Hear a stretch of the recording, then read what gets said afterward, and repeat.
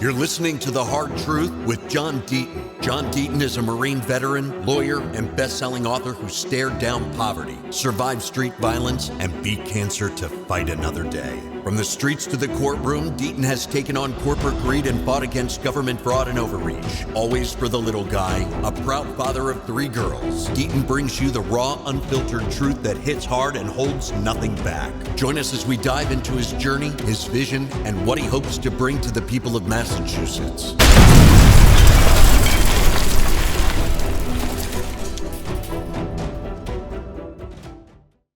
Don't you dare touch that dial or change the channel, because it's Sunday at 7 p.m. on iHeart's WRKO, and you are locked into The Hard Truth with John Deaton. Good evening, everyone. I'm John Deaton. Remember, you can reach me by contacting the show at john@hardtruthshow.com. john@hardtruthshow.com. As you know, I read your comments. I respond to those comments, even if they're not so flattering of me. So let's get to the news. It's been a big week. We are about to potentially go to war with Iran. That's on the table as we speak right now. President Trump is basically considering 3 different options. We're going to talk about each one of those options. We're going to go over to the history of Iran. We're going to really talk about, there's even claims that if President Trump engages in this airstrikes or taking the lead from Israel and bombing Iran, that it's going to fracture the MAGA base and that he's going to lose support. And we're going to talk all about that. But there is some other news that has consumed not just Massachusetts, but the entire United States. And that is, we have a verdict in the Karen Read trial. And I get to pat myself on the back a little bit because I predicted it. Not that that prediction makes me special, because I think a lot of political pundits out there agreed with me in predicting a not guilty verdict. But we have a verdict. It's all over every newspaper. It's on Dateline. It's on 2020, NBC, ABC. They're talking about it in LA. They're talking about it in North Carolina. This Karen Read trial had really gotten national attention. As you know, there have been 2 trials. The first one was a hung jury, and then they got a new prosecutor, and they brought him in, and then they tried a very different case. Even the lead investigator, Michael Proctor, wasn't called in the second case. And last week, I made a prediction, and I predicted that we would get a not guilty verdict probably before tonight's show. And that's exactly what happened. So is it the right decision? Did the jury get it right? What happened to John O'Keefe if Karen Read didn't back into him and leave him to die in the snow? What really did happen? Will there be more litigation in this case, or is this the end of it? Rumors are the FBI, for example, might be investigating the real cause to John O'Keefe's death. When I say the real cause, meaning that some people believe that the jury not only did the right thing as far as the verdict, but that the verdict is accurate, meaning that she's not just not guilty, but that Karen Read is innocent. And that's where we pick it off. You got to remember, a not guilty verdict does not always translate to that the person is innocent. And the question here is, are there cases where the defendant is guilty, yet the jury comes back not guilty, and it's the right decision? And I'm telling you, as a former federal prosecutor, as someone who's also been a criminal defense attorney, that sometimes that is the right decision. I'll give you an example, and I think that there's parallels. I talked about it last week with the Karen Read trial with the O.J. Simpson case. Some of you are too young. Many of you out there listening remember how America was consumed by the O.J. Simpson case. And in that case, I also predicted, I was actually in law school at New England School of Law in Boston in 1992 when that case was being tried. And I remember believing 2 things. I remember believing that O.J. Simpson was 100% guilty. But I also remember believing that the jury would come back with a not guilty verdict, despite me believing that he was guilty. And I said something back then, some of you may take issue with, I'll say it again. The jury in the O.J. Simpson case got it right. The government didn't prove its case. And you got to remember that that's an important requirement under our system of justice. The government has to prove the case beyond a reasonable doubt because our belief is that you don't put 100 people in prison and one of them is innocent and say, oh, well, that's okay. That's the cost that we're going to put someone in prison that's innocent, 1 out of 100. No, we want 100 times to be convinced either the government didn't prove its case and the system worked, or the government did prove its case and the guilty person goes to prison or gets life or gets executed if they live in a state where capital punishment is allowed. So the jury can get it right based on the evidence. In an O.J. Simpson case, the jury got it right because there was reasonable doubt, because the lead detective, Mark Furman, took the stand in front of the jury and pleaded the fifth when he was asked a question, did you plant the glove? He says, on the advice of counsel, I invoke my Fifth Amendment right not to incriminate myself. So when a jury hears that the lead investigator can't testify whether he planted the glove or didn't plant the glove, and if he does testify, it's likely to incriminate him, meaning that he's lying through his teeth and therefore could be convicted on perjury, that is a basis for reasonable doubt. Or it's the glove didn't fit because the prosecutors dropped the ball, and in front of the jury, they had O.J. Simpson try on a glove and it didn't fit. Or the fact that the prosecutor, the lead detective, I should say, was walking around with O.J. Simpson's blood in a vial in his pocket. And all of a sudden, his socks had blood marks, but the blood marks bled through the socks in completely perfect, meaning there was nothing inside the socks, such as an ankle, that would have prevented a different pattern. No, it was 100% match pattern, meaning blood was dropped on the sock and it bled through to the other side of the sock because there was no ankle in the sock. So in the O.J. Simpson case, what we got was a guy who was likely guilty according to the jury, but the government had so many problems. The cops lied. They planted evidence. They did all this bad stuff. And the jury felt uncomfortable coming back with a verdict because they read what reasonable doubt means and decided that O.J. Simpson, he might be guilty. He probably did it. Well, probably isn't good enough. It has to be beyond a reasonable doubt. And so when you have bad actors in the police department or the detectives who are trying to help the case, trying to assist the case, trying to make sure there's a conviction, they actually do more damage.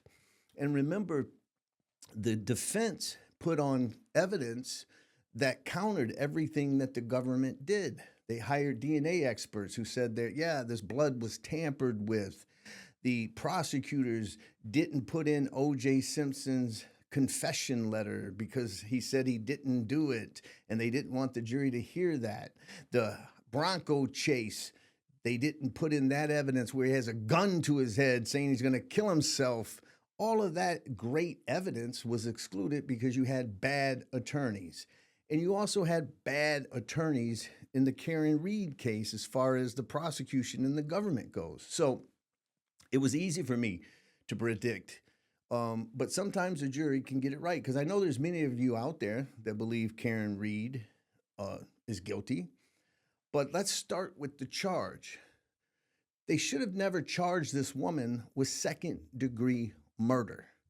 Second-degree murder requires malice aforethought.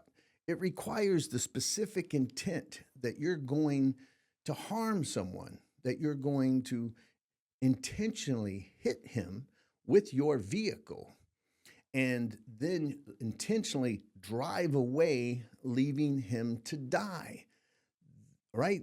She was intoxicated. All of those people were intoxicated.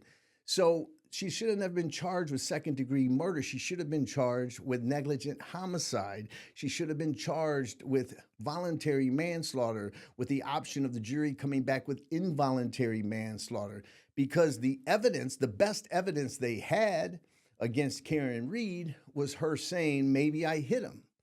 Well, maybe I hit him is consciousness of guilt, but it isn't malice aforethought that I did hit him. And so the prosecutors dropped the ball on this case from day one. Now, what do I think? Why do I think the jury got it right? Let's just go over a couple things that I'd have focused on, the defense attorney focused on, and it worked. You have a dead cop on the lawn of 34 of Fairview, a dead cop. And you have a cop inside, Albert, who lives at that house where a fellow dead cop was found on the lawn.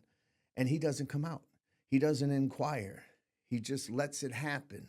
There's people in his yard screaming.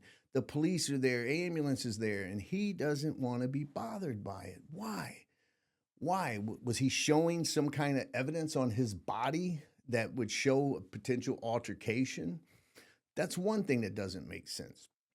But also, if a dead cop is found on the lawn of a home, it makes sense that that fella might have been in the house. The dead cop might have been in the house. That wasn't looked at. No fingerprints were done. And then when you consider the fact that the Alberts renovated the basement where allegedly a fight took place and sold the home under asking prices and got away from that house, it's all suspicious when they take their phone and they throw the SIM card out and they destroy the phone and they don't even keep the pictures or anything like that. That doesn't make sense. When you take the taillight evidence that wasn't there and then 3 weeks later it is there, even though you had a guy in the snow who must have missed dozens and dozens of pieces of taillights, it makes no sense. A Google search. A prosecutor who lied, who claimed that holes made by the criminologist could have been made by the car and intentionally lies. All of that equals reasonable doubt. And so the jury got it right. It was an easy case for me to pick because even if Karen Reed may have done it, they didn't prove it. And that's our system and how it works. That's Karen Reed. Welcome back to the show, everyone. You're listening to The Hard Truth. I'm John Deaton on iHeart's WRKO 680 AM. At the beginning of the show, I talked about the fact that we might be at war. That's right. President Donald Trump is currently deciding which option to take as it relates to the conflict in Iran. As you all know, today, the airing of this show is day 8 in the Israel attacks of Iran. And Iran has absolutely decimated, from all reports, the Iranian defenses. Iran is now limited from, in the past, being able to produce 200 missiles per wave to 30 missiles per wave. That's how much the Israel military has decimated Iran. And the way they did it is going to be talked about at the Naval War College and West Point and all kinds of combat-related courses. They infiltrated the highest end of the Iranian regime. They snuck in drones. Those drones from inside took out the anti-aircraft defense systems that Iran had in place. So as those drones went up in the air and they struck down, taking out the anti-aircraft defenses by Iran, then Israel flew in and they bombed Iran's nuclear and military sites. And from all accounts, according to Donald Trump, decimated Iranian defense. Iran has been described by many military experts, including President Trump, as defenseless. They pulled off one of the most successful military operations in military warfare history. And this is on the heels, you might recall, of the pager incident where they took out the highest level of the Hezbollah and Hamas leadership by infiltrating their pagers that were on their bodies, and those pagers all were set to explode. They exploded, killing all the Hamas and Houthis and Hezbollah leadership, or at least a lot of them. So, what Israel has done in the last several months, notwithstanding all the issues in Gaza, just the strategic military operations against Hezbollah and Hamas and Iran has been nothing short of absolutely impressive. Again, from a military perspective, not from a humanitarian perspective. And we got to be educated and able to make those distinguish those two things, right? Of course, there's human life. I'm not minimizing the human life that has been lost. I'm just saying, as someone who served 7.5 years of active duty in the Marine Corps, that what Israel did was impressive from a military standpoint. But we're at a crossroads, people.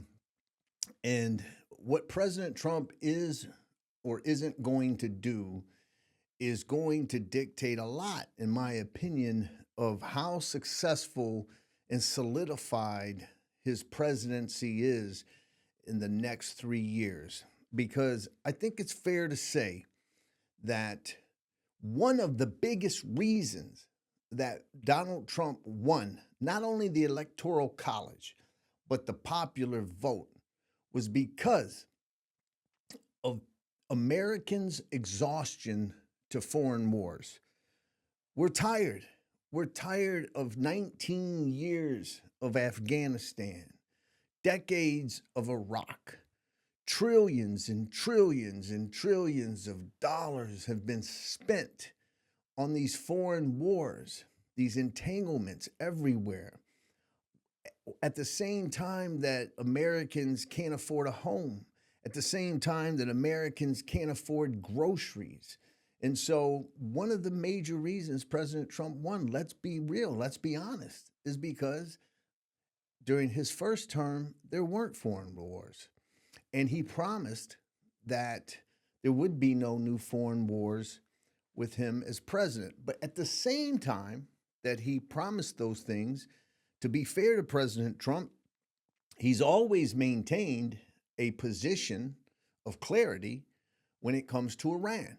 He has stated from 2015 until the current day that under no circumstance will he allow Iran to acquire a nuclear weapon. And so, according to President Trump, Iran is close or was close to a nuclear weapon, and that is why Israel, Middle East gets a little complicated. Israel struck Iran the way they did, and I can say this.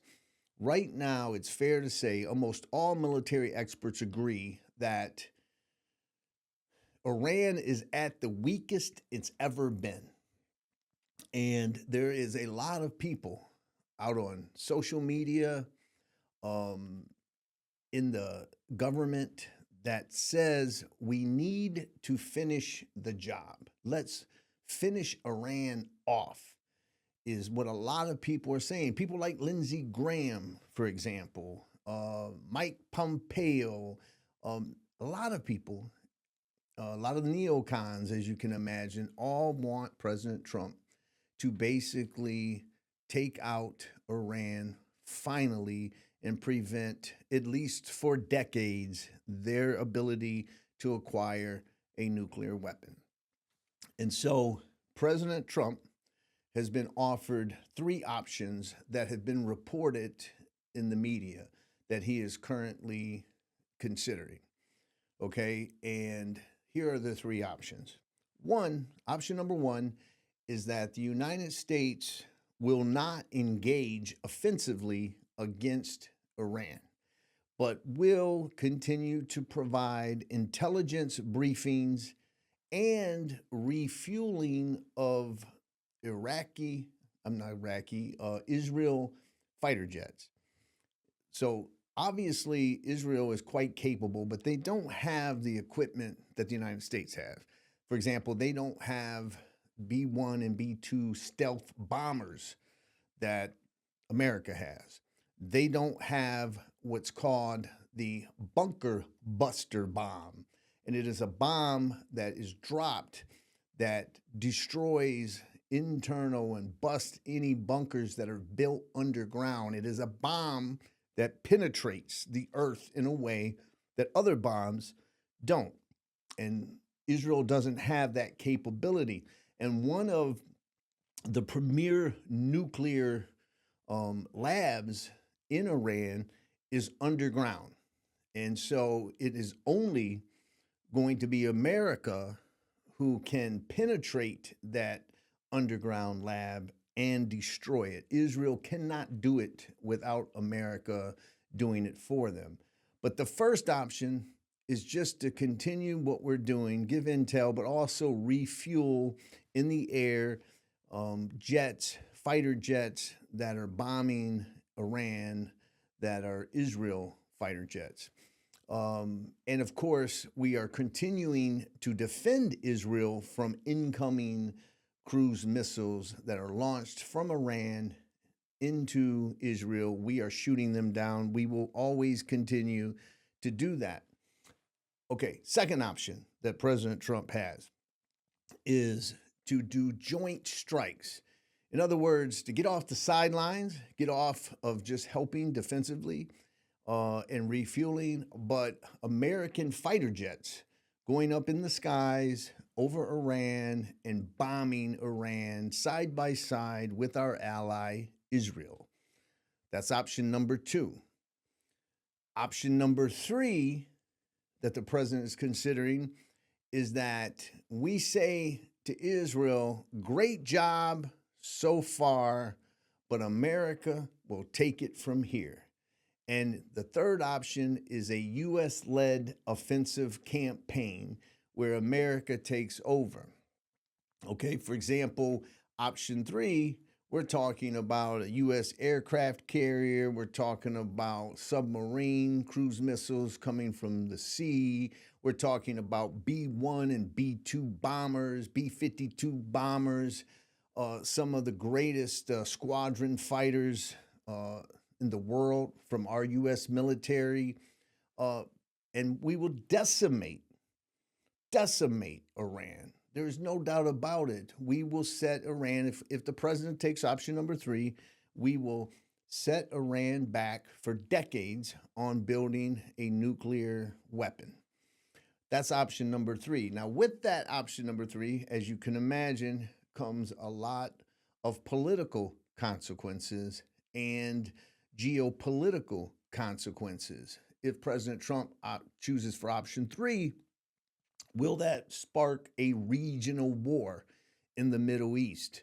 Will this campaign be just a few days where we drop these bombs and then we bring Iran to its knees and Iran surrenders and Trump is a hero, right? I'm sure that there are some people telling President Trump that that is in fact what will happen. That's option 3. Obviously, option 2, which is just joining the fight, where we have our B-52 bombers and we have our fighter squadrons dropping bombs on Iran in conjunction with Israel. Now, that will decimate them, but unless we engage in our bunker buster bombs and really get aggressive, it probably won't completely wipe out all Iran nuclear capabilities, okay? And so when we come back from the break, we're going to take a break. We're going to continue this conversation. Now you understand option number 1 is just continue to do what we're doing. Let Israel do all the work. We help them refuel. We defend them. Option 2, we fight next to next, side by side to them, drop bombs on Iran. Or option 3, we take it over. Send in your comments to john@hardtruthshow.com, and I'll read your comments on the air. When we come back, we'll continue the conversation. Welcome back to the show. I'm John Deaton, and you are listening to The Hard Truth. Listen, when we took the break, we were in a deep discussion about President Trump's options as it relates to Iran. And there's a big controversy, or at least some people believe so, within the MAGA movement, within the Republican Party. There are many people who are supported President Trump who are saying that if President Trump engages in war with Iran, they no longer will support him, that he promised not to engage in foreign wars, promised not to let Israel, basically, according to them, dictate American foreign policy. There's Tucker Carlson has been very outspoken, has criticized President Trump's options related to Iran. There was a big debate between Tucker Carlson and Ted Cruz. You've got Candace Owens, and you've got, comedian Dave Smith, and all these people out there saying that President Trump, you were voted in because you were the president that didn't engage in foreign wars. And if you do now, you are turning your back on the people who voted for you. Now, there's a lot of debate out there about, there's going to be a split in MAGA. There's going to be a split in America First. You have Matt Gaetz is out there, Marjorie Taylor Greene out there from Florida, basically saying don't engage in war with Iran. Now, I don't know what the president's going to do, and when this airs Sunday at 7 p.m., this Sunday, it is possible that the president has selected which option. I mean, this is the current situation. President Trump claims that he gave Iran 60 days to come to the table and to surrender any choice of becoming nuclear capable. They had to accept that they will never be allowed to have a nuclear weapon. And he gave them 60 days. And according to President Trump, on the 61st day, that's when Israel was given the green light to bomb Iran, because Iran did not come to the table as President Trump had suggested and hoped.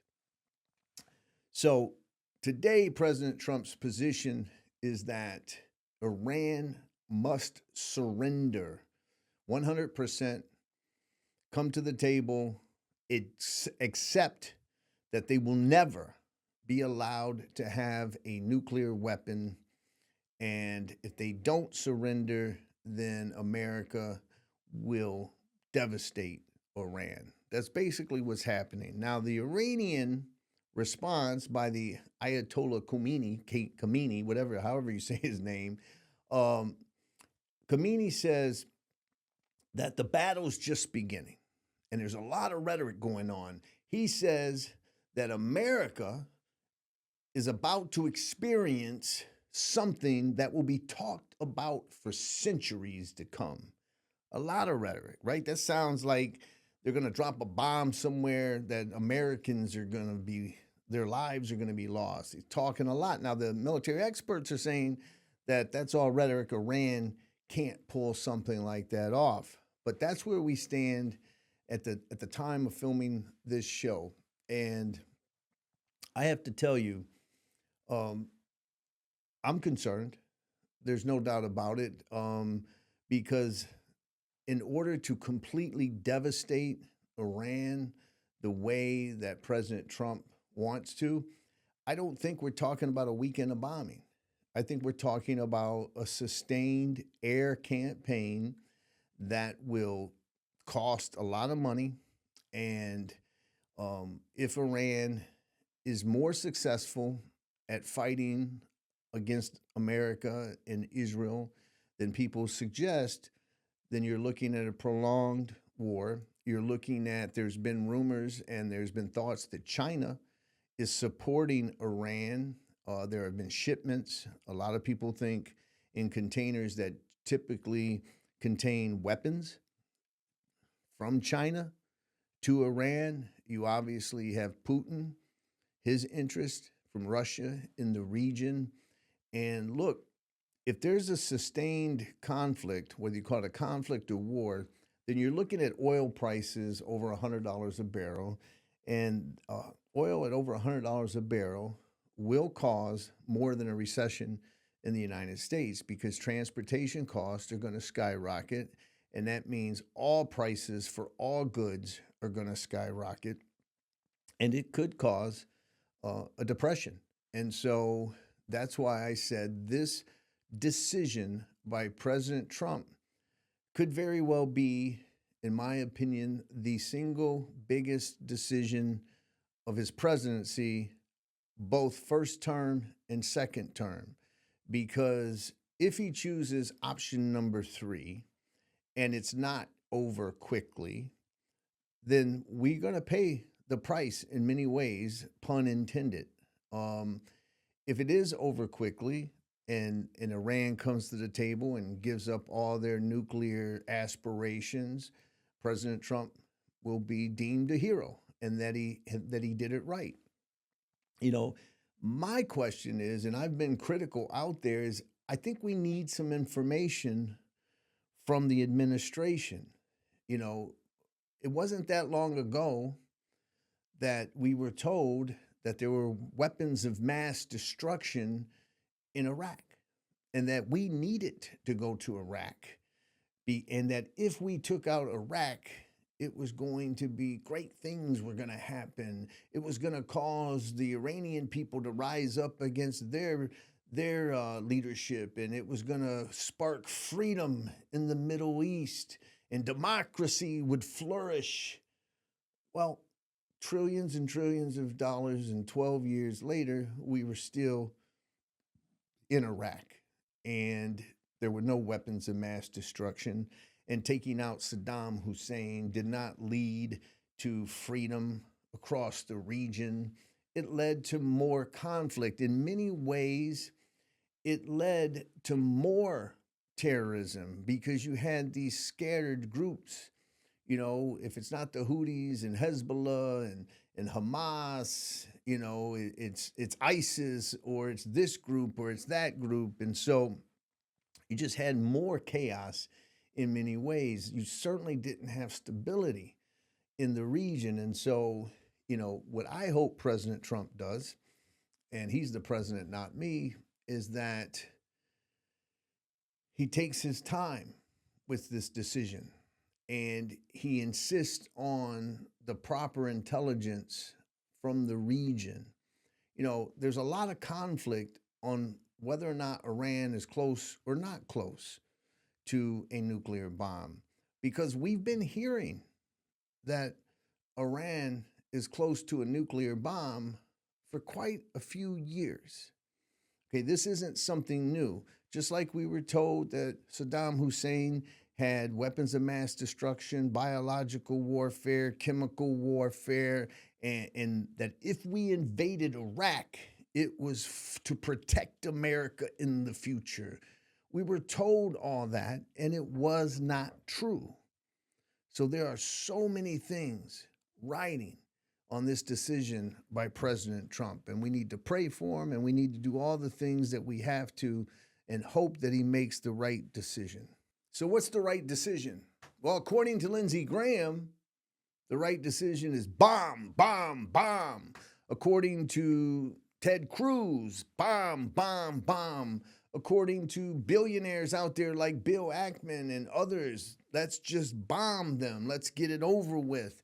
Iran will never be weaker than they are today. If you don't take them out today, then later they will come back and bite us in the butt, Mr. President. You need to do it now. There's no doubt that there are a lot of people saying that in President Trump's ear. And I know what they're saying to him. They're saying to him, you will be the president that finally stopped Iran when no other president could do it. Barack Obama couldn't do it. George W. Bush couldn't do it, right? Biden certainly couldn't do it. You, Mr. President, you, President Trump, you will be the United States president that puts the final nail in the coffin as it relates to Iran achieving nuclear capabilities. And let's all be honest for a minute. You know, I'm sure that doesn't offend President Trump to hear that kind of reverence that people are bestowing upon him to bomb Iran. But we have to ask ourselves, right? Because are we going to have the moral clarity and the moral authority? You want to know what I fear could happen? We choose option number 3 and decide to aggressively bomb Iran, and we cause a lot of death, we cause a lot of destruction, we are depleting a lot of our ammo and warfare, and at that point in time, China decides to move on Taiwan. And what's America going to say? Well, wait a minute, China, you can't invade a foreign sovereign nation. You can't strike militaristically against Taiwan, and they didn't do anything to you. You understand? We could lose that. And I can tell you one thing, as someone who served in the Marine Corps for 7.5 years, we are not in a position militaristically to engage in the Middle East and also engage in the Indo-Pacific against China. We can't do it. Now, you're fooling yourself if you think America is at that point. But we will continue this conversation when we come back to The Hard Truth with John Deaton. And we are back. It is John Deaton, and you're listening to The Hard Truth on iHeart's WRKO AM. Listen, folks, we've been talking about the biggest decision of the Trump presidency. Is he going to take option 1, which is just continue what we're doing, support Israel with intelligence, maybe help them with refueling, and of course, helping shoot down any missiles that come from Iran to Israel? Or is he going to join the fight with Israel, send American fighter squadrons to bomb Israel and decimate all their nuclear operations and plants? Or option 3, will he take over the entire conflict, engage, decimate any chance Iran has for decades to come?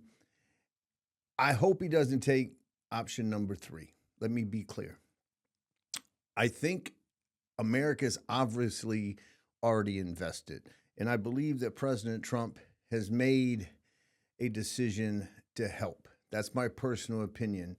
And let me say this, we have to get away from anyone who is questioning something that means that they're not supporting the cause.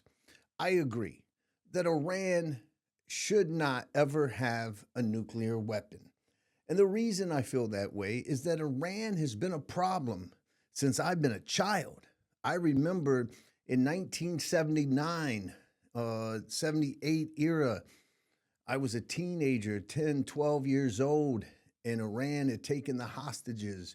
And then Ronald Reagan won the presidency, became the president, and Iran let go of the hostages on the day of President Reagan's inauguration. That was 1980. It is 2025. Okay, so for a half a century, Iran has been a problem, a thorn in civilization's side. So obviously, there's a part of me that believes if you can take them out as far as their nuclear capabilities, do it. But my question goes back to how close are they? President Trump says they're close. Well, guess what? In March of 2025, just a couple months ago, Tulsi Gabbard testified before Congress. And she testified that Iran had given up on their nuclear weapons.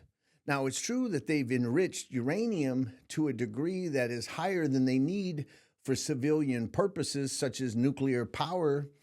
But Tulsi Gabbard testified under oath as intelligence director that they were not close to having a nuclear weapon. And so, I supported Israel when I ran for Congress.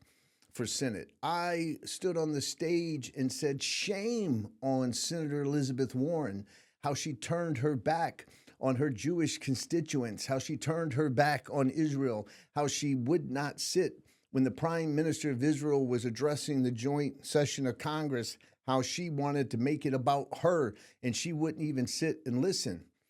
All right, that was a FU to her Jewish constituents. Do your job. We don't get to decide which day we go to work and which day we don't go to work. So she should have sat there, did her job. If the prime minister had said something she didn't like or she disagreed with, she could give a statement and address it afterwards. That was what leadership does. So I am pro-Israel. Okay, but at the same time, we're talking about my country. We're talking about, going to war with another country. We're talking about destabilizing the Middle East. It's okay as an Americans to ask questions. And I'm not going to take the word of Benjamin Netanyahu. Okay, that's just the way it is. For example, I'm going to play you something that Benjamin Netanyahu said, who's the prime minister of Israel, on June 12th, 2025. Let's listen and play what he said. If not stopped, Iran could produce a nuclear weapon in a very short time. It could be a year, it could be within a few months. He said Iran could produce a nuclear weapon within a year or a few months. That was 2 weeks ago by the prime minister. Is this the first time he said it? Let me play you something else. They have the wherewithal, the stored up, preserved knowledge to make a bomb very quickly if they wanted to do it. That was 2018 when he said they can make a nuclear bomb very quickly. But we're not done yet. That was 2018. Now let's go to 2015. Iran is so dangerous. Weeks away from having the fissile material for an entire arsenal of nuclear bombs.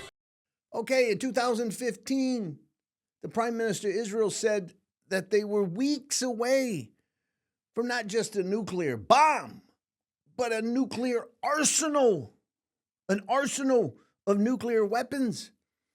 Okay, that was 2015. That is 10 years ago. Now, let's go back even further. We're in 2012, and this is what Benjamin Netanyahu said. They're very close. They're 6 months away from being about 90% of having the enriched uranium for an atom bomb. 6 months away in 2012 from a nuclear bomb. Let's go back even further. What did he say in 2006? Iran is gearing up to produce 25 bombs, atomic bombs a year, 250 bombs in a decade. In 2006, they could do 25 bombs, nuclear bombs. That's 20 years ago. 20 years ago, Benjamin Netanyahu was saying what he just said a couple weeks ago. Ladies and gentlemen, we're going to go even further back. We're going to go to 1996. And this is what the Prime Minister of Israel said in 1996 about Iran. Ladies and gentlemen, time is running out. Time is running out in 1996. 1995. Iran will be capable of producing alone, without importing anything, nuclear bombs within 3 to 5 years. In 1995, they were just, a very short period of time away from producing a nuclear bomb. Now listen, I played you with those clips because this is the same guy that told the United States that Saddam Hussein had weapons of mass destruction and that we needed to go into Iraq.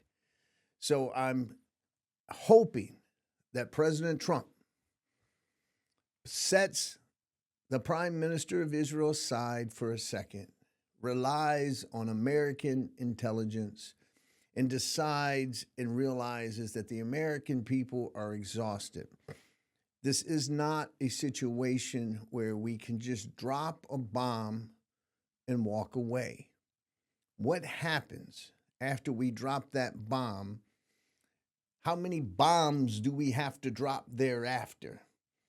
What happens if Vladimir Putin decides, you know something? America has supplied Ukraine with weapons to kill Russians. And you've had people like Mitch McConnell, who was at the time the Speaker of the House. The Senate Majority Leader, I should say. Mitch McConnell, Senate Majority Leader, who said that he didn't see a problem with America supplying weapons to Ukraine so that Ukraine can then use those weapons against America's enemy, and we don't have to do it, and that Ukraine during the war is going to deplete the Russian ammunitions. And since they're depleting our enemies' ammunitions, that's a good thing. Well, what if Vladimir Putin decides to take a similar approach and says, you know what? Iran deserves to fight back, and start supplying Iran with weapons that can be used against not just Israel, but American bases, and attack bases in, Iraq or other areas in the region. What if that happens? What if China decides, who's already said Israel was wrong for doing what they're doing and attacking and invading Iran? What if China decides? Remember earlier I said there's been these suspicious containers shipped from China to Iran that some people think is weaponry.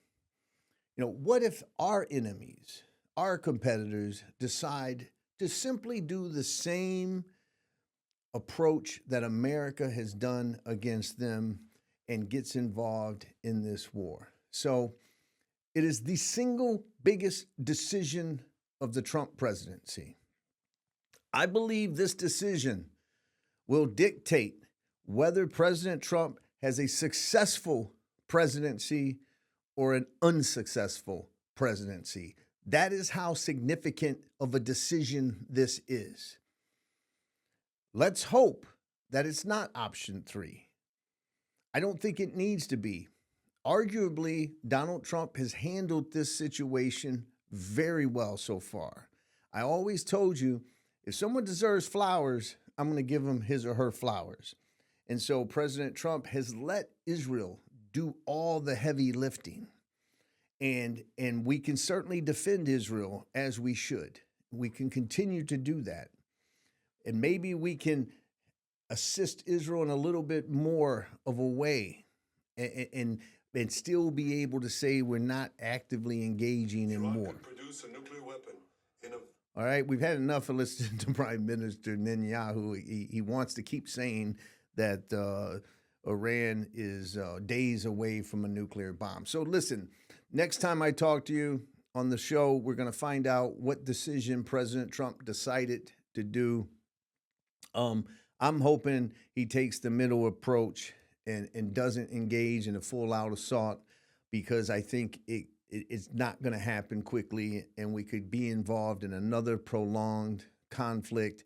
I think it would upset his economic agenda because of the impact it would have on the economy. But again, you can reach me at john@hardtruthshow.com. See you next week.